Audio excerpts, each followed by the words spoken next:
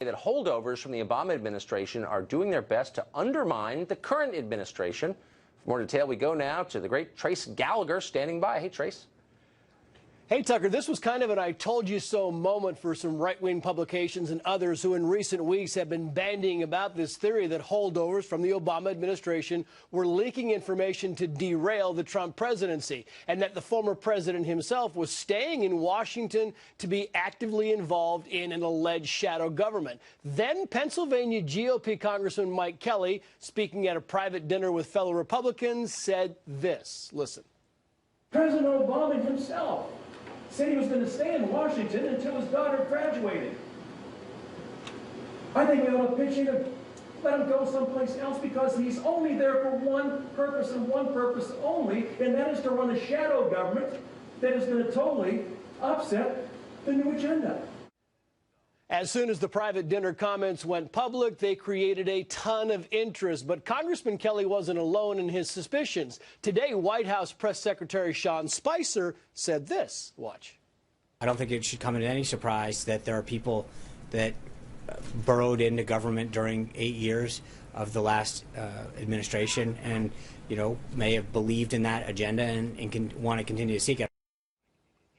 Though Congressman Kelly's office is now trying to walk his comments back a bit, saying, quote, "It is worth clarifying that Representative Kelly does not believe that President Obama is personally operating a shadow government. He does believe it would be helpful to the new administration if the former president would personally call for an end to all leaks and obstruction by personnel from his administration." And we should note today Attorney General Jeff Sessions asked for the resignations of the 46 remaining Obama-appointed U.S. attorneys in order to ensure what the White House calls a, quote, uniform transition.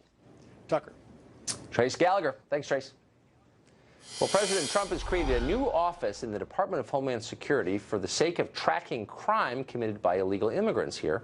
Well, today, White House Press Secretary Sean Spicer reiterated that halting illegal immigration is a top priority for the new president. Watch. He has made enforcing our nation's immigration laws a top priority, signing executive orders that start work on a southern border wall, that enhance the public safety of Americans through ordering the strong enforcement of immigration laws that are already on the books, halting funding to jurisdictions in the United States that don't comply with federal immigration rules, and directing the Department of Homeland Security to hire a combined 15,000 new officers and agents to support the system and protect the nation. What a waste of time, said the New York Times, the Washington Post, the Associated Press, and virtually everyone else in Washington. Illegal immigrants, they tell us, commit far fewer crimes than native-born Americans do. Ann Coulter is an author. She spent a lot of time researching this matter, and she says the Times, the Post, and the rest of the press are totally full of it. She joins us now. Ann, thanks for coming on. Thank you for having me. So you are routinely described as a provocateur, but at least on this subject, you're legitimately an expert. You wrote an entire book on this, and there was a lot of original reporting in it. I read it. A lot of other people did. They can vouch for that. So on this specific question, immigrant crime, the Times told us again and again, that's not true. They commit less crimes. What is the fact? What are the numbers on this? I have all the numbers we have. There aren't very many, and I do think it's quite telling that it's always my side that wants the real numbers, and I hope we'll get them under Attorney General Sessions. I do think that is the entire reason for this hysteria. Yes. They absolutely want to take Sessions out because they want to keep this dump of the third world going on America. It's not just that, and there's a lot of evidence that immigrants do commit more crime. Otherwise, I don't think the left would be so hysterical about why are you deporting? Oh, if it's just a small crime. Well, right. I don't know. How many small crimes have you committed? And these are guests in our country, but it's also the kind of crimes they're committing.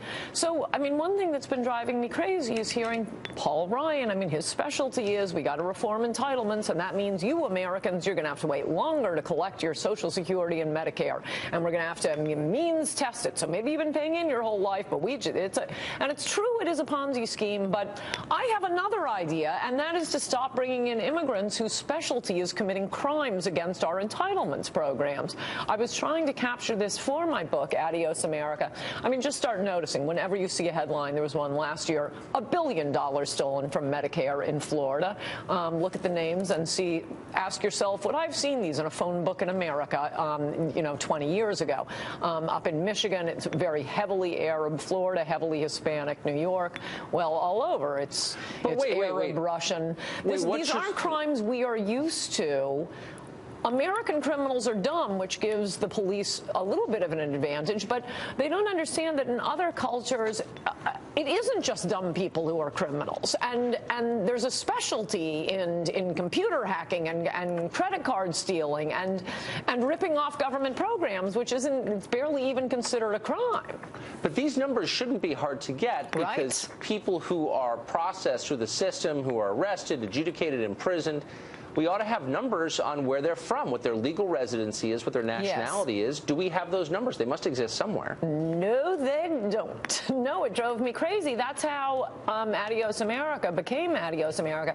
Immigration was going to be just one part of that book. I'd already drafted a few chapters for the book I originally was going to write, which I still think is a great idea for a book. Maybe I'll write it someday.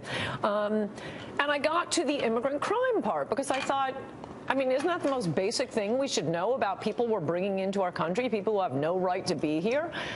Forget about, how much they're contributing to the system or how much they're taking out in welfare. Just how many are committing crimes, what kind of crimes, how much does that cost the country? And I'm a fanatical researcher, and you cannot get that information. Every time I describe the process of what you find when you go looking for it. The census collects all kinds of information. I can tell you, how many Samoans have battery-powered radios, how many Americans have broken stair railings. But if you want to find out how many immigrants are in prison, state or federal, good luck to you. So, I mean, then clearly this is willful, and it's in effect a cover-up. It's what's happening in Sweden right now, where the government makes it a policy to lie about the effect of their immigration policy. Yes, that's right. And it's not just that we are bringing in criminals. I mean, you'll always hear, even if it were true that immigrants, and I mean legal and illegal, were committing fewer crimes, no, the number we want is 0. We want 0. It's not like we don't want the same number of criminals as the native population. It's crazy. As I've said, it's like, you have bad food in your refrigerator. You don't go out and get other bad food to bring in. No, you can pick any food you want. Get the fresh food. Well, that's us with immigration. Let's get only good immigrants who are smarter, make more money. We ought to be like the Patriots, recruiting players. Well, exactly. So the other stat that you often see batted down by the New York Times and others is that immigrants consume a lot of welfare benefits. And so the line you often read is, actually, immigrants, legal and illegal, consume welfare at a lower rate than native-born Americans. Is that true? No, what they do is define only certain programs as welfare, or there are other tricks. I mean, there are all kinds of lies that are used when it comes to the immigration topic, but one interesting little fact is the 1996 Welfare Reform Bill. As part of that bill, I was working for the Senate Judiciary Committee back then. One of the provisions was immigrants could not collect welfare for the first 5 years they were here. And, across America, people were saying, that's not already the law? No. They were very upset about it at the New York Times, denounced that provision over and over again. That provision, welfare, you can't accept welfare for the first 5 years you're here if you're a guest in our country, was the biggest cost savings of welfare reform. Huh. And it's all been overturned by now, by the way. Thank you.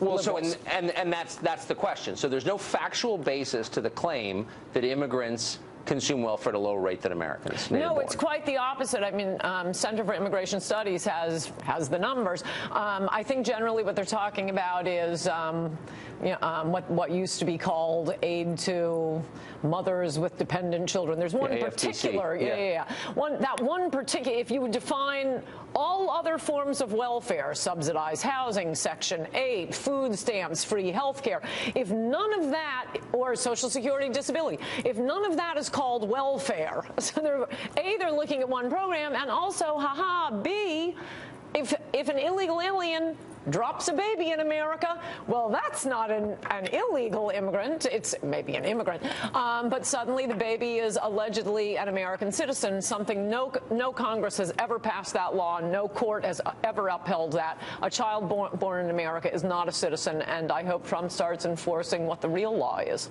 Ann Coulter, thanks for joining us. Thank you. Great to see you. Up next, there's not a lot of evidence that Vladimir Putin hacked the election. Okay, none.